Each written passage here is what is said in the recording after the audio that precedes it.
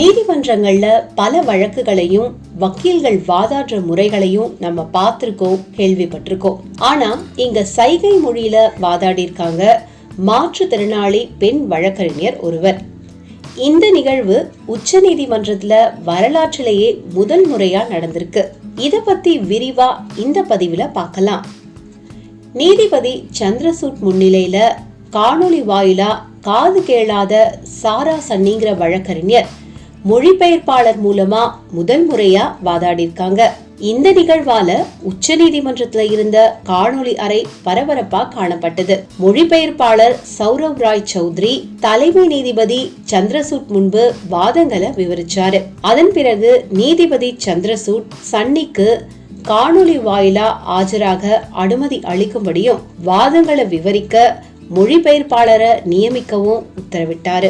தலைமை நீதிபதி சந்திரசூட் 2 மாற்றுத்திறனாளி சிறுமிகளோட வளர்ப்பு தந்தைங்கிறது குறிப்பிடத்தக்கது.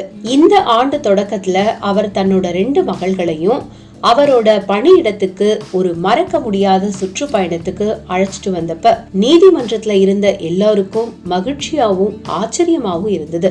நீதிமன்றம் எப்படி செயல்படுது, அங்க அவரோட பணி என்ன அப்படிங்கறத தன்னோட மகள்களுக்கு விளக்கினாரு. உச்ச நீதிமன்றத்துல இப்படி ஒரு வரலாற்று சிறப்பு மிக்க விசாரணைக்கு ஏற்பாடு செஞ்சிருந்த வழக்கறிஞர் சஞ்சிதா சொல்லும் போது, இந்த தருணத்தோட முக்கியத்துவம் இந்திய சட்ட அமைப்புக்குள்ள இருக்க உண்மையான உள்ளடக்கம், அது மட்டும் இல்லாம நடைமுறைகள்ல உள்ள சவால்கள் தொடர்புடையதுன்னு சொன்னாரு.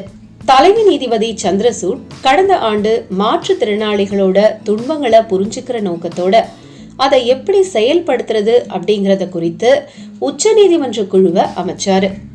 சமீபத்துல உச்ச நீதிமன்றமும் முதல் முறையா சைகை மொழிபெயர்ப்பாளர்களை அதன் 2 நாள் தேசிய பங்குதாரர்கள் குழந்தைகள் பாதுகாப்பு ஆலோசனையில பயன்படுத்தியிருக்காங்க. நிகழ்ச்சிக்கான அழைப்புதல் மற்றும் நிகழ்ச்சி விவரங்கள் பார்வையற்றோர் படிக்க உதவும் வகையில முதன் முறையா பிரெயிலில் வெளியிடப்பட்டிருக்கு.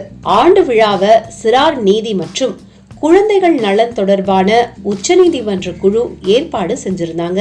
உச்சநீதிமன்றம் பெண்கள் மற்றும் குழந்தைகள் மேம்பாட்டு அமைச்சகம் பிற அரசு துறைகள் மற்றும் குழந்தைகள் உரிமைகளை பாதுகாப்பதற்கான தேசிய மற்றும் மாநில கமிஷன்களின் கூட்டாளர்களோட ஆண்டுதோறும் தேசிய பங்குதாரர் ஆலோசனை நடத்திட்டு இருக்காங்க.